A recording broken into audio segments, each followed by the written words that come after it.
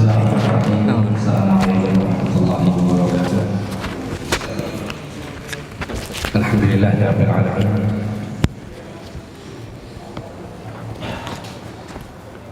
Wassalatu wassalamu ala asyrafil anbiya'i wal mursalin nabiyina Muhammadin wa ala alihi wa sahbihi ajma'in, amma ba'd. Ikhwani fillah rahimani wa rahimakumullah. Alhamdulillah, kita mari bersyukur kepada Allah Subhanahu wa taala karena pada pagi hari ini kita diberikan kesempatan oleh Allah untuk bisa bertemu dalam rangka kita bersama-sama saling membangun sebuah hubungan yang berkaitan erat dengan at-ta'awun 'alal birri wat taqwa, saling tolong menolong di atas kebaikan dan ketakwaan. Kita berkumpul di sini untuk bersama-sama meluruskan niat kita, karena yang saya tangkap tadi dari Mas Reza bahwa Anda sekalian adalah orang-orang yang dipilih oleh Allah Subhanahu wa taala untuk bisa bersama-sama mendukung dalam jalannya lokomotif dakwah ini. Jadi dakwah mengajak manusia kepada agama yang lurus, mengajak manusia untuk kembali ke jalan Allah Subhanahu wa taala. Ini bukan hanya tugas bagi para dai dan para alim ulama, akan tetapi dakwah ini adalah merupakan tugas seluruh kaum muslimin sesuai dengan kapasitas mereka masing-masing. Karena dakwah itu tidak hanya seseorang menyampaikan ilmu yang dia ketahui kepada orang lain tentang kaitannya dengan agama, tapi perkara yang mendukung untuk tersebarnya ilmu, tersebarnya agama di tengah-tengah manusia, ini adalah juga termasuk bagian daripada dakwah ilallah. Maka alhamdulillah saya bersyukur sekali kepada Allah Subhanahu wa taala. Kemudian yang kedua adalah saya berterima kasih jazakumullah khairan katsira kepada antum sekalian yang telah mendedikasikan dirinya untuk menjadi para relawan dakwah, para pejuang agama Allah Subhanahu wa taala. Dan ada sebuah kabar gembira dari Allah Subhanahu wa taala, yaitu tepatnya dalam satu surat yang sering kita baca insyaallah taala, yaitu surah Al-Asr. Allah Subhanahu wa taala menyebutkan sifat orang-orang yang dijauhkan dari kerugian hidup dunia dan akhirat. Allah katakan di dalam Quran surah Al-Asr, wal 'asri innal insana lafi khusrin illal ladzina amanu wa tawassaw bil haqqi wa tawassaw bis sabr, illal ladzina amanu wa 'amilus shalihat wa tawassaw bil haqq wa tawassaw bis sabr. Allah Subhanahu wa taala berfirman, demi masa, Allah bersumpah atas nama masa dan waktu ini, menunjukkan betapa besarnya nilai waktu di sisi Allah Subhanahu wa taala. Kemudian setelah Allah menyebutkan sumpahnya dengan menyebut waktu, Allah Subhanahu wa taala menyebutkan pada ayat kedua, ternyata banyak sekali manusia yang melalaikan waktu yang dimilikinya di dunia ini. Gimana? Ini mati karena baterai habis atau? Oh. Allah Subhanahu wa taala berfirman pada ayat yang kedua, innal insana lafi khusrin. Sesungguhnya manusia itu lafi khusrin, benar-benar berada di dalam kerugian. Kalau kita melihat dalam keterangan para mufassirin, para ulama ahli tafsir, kalimat innal insana, sesungguhnya al-insan itu maknanya adalah manusia, dan di situ ditambahkan huruf alif lam di depannya untuk menunjukkan lil jinsi, untuk menunjukkan seluruh jenis dan keadaan manusia. Jadi seakan-akan Allah ingin mengatakan sesungguhnya seluruh manusia dengan berbagai macam keadaan dan kondisinya, entah dia dalam keadaan baik, keadaan buruk, keadaan senang, keadaan susah, dalam keadaan kaya, keadaan miskin, dalam keadaan lapang, keadaan sempit, semua keadaan manusia Allah katakan lafi khusrin, benar-benar berada di dalam kerugian. Kalau Anda belajar bahasa Arab, dalam kata lafi di situ, lam itu menunjukkan kaitannya dengan at-taukid, untuk menguatkan. ya, untuk menekankan suatu pembicaraan. Sehingga ketika Allah mengatakan lafi, lam itu menunjukkan benar-benar sungguh-sungguh pasti. Lafi khusrin, benar-benar sungguh-sungguh pasti manusia dengan seluruh keadaannya itu dalam keadaan merugi. Kalau kata Syekh Muhammad bin Shalih Al-Utsaimin rahimahullah dalam tafsir beliau mengatakan lafi khusrin ay bimakna munghamisun fi khusrin. Seluruh jenis manusia dalam keadaan yang dimilikinya di dunia ini, mereka itu benar-benar tenggelam di dalam kerugian. Kenapa kok dikatakan tenggelam? Karena begini, kita tahu bahwa kalau orang itu tenggelam dalam air gitu ya, atau dalam sebuah kolam gitu, kita akan mendapati orang itu kalau tenggelam pasti seluruh arah pada tubuhnya itu tertutupi oleh air.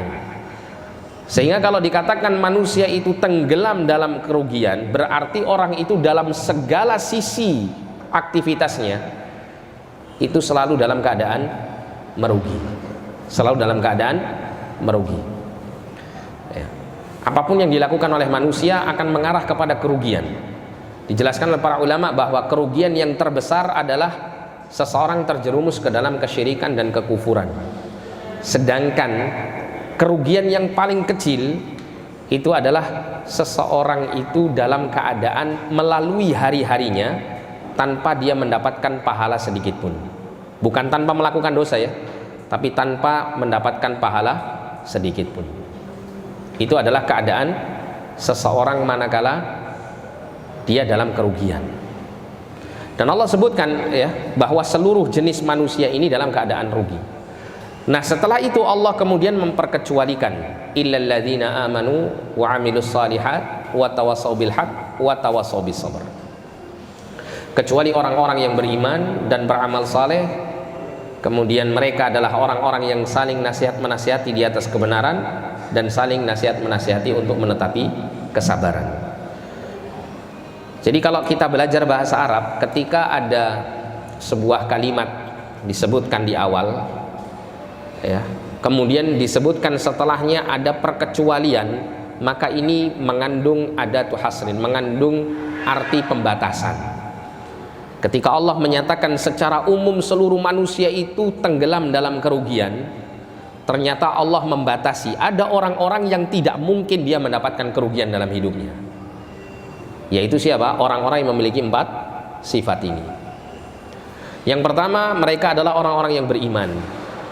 Dan para ulama menyebutkan makna daripada iman di sini ya adalah mengimani rukun iman yang 6, yang semua rukun iman yang 6 yang dia imani itu terbangun di atas ilmu, bukan terbangun di atas ya sesuatu yang berkaitan dengan ikut-ikutan saja ya, tapi terbangun di atas ilmu, sehingga keyakinan ini kokoh ya, melekat pada dirinya.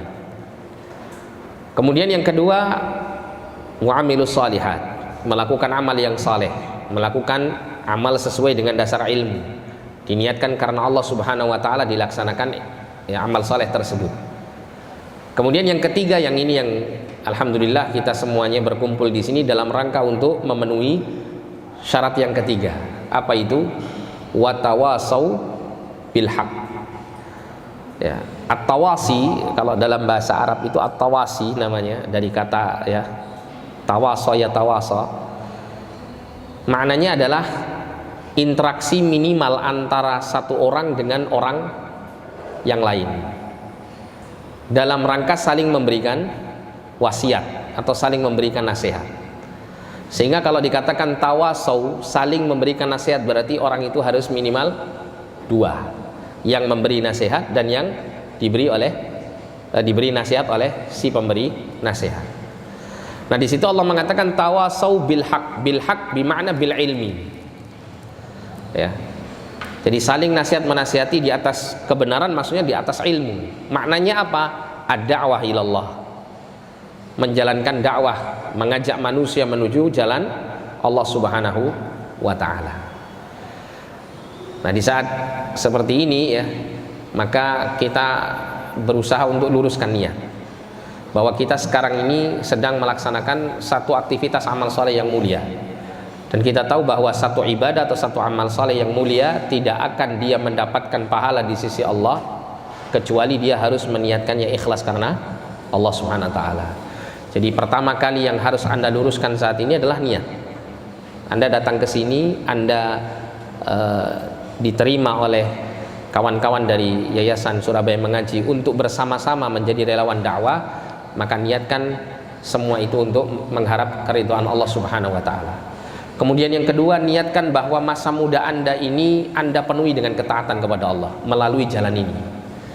Jadi jangan hanya misalnya Anda punya hobi, saya seneng ngelakoni seperti ini. Kenapa? Karena hobi saya. Jangan.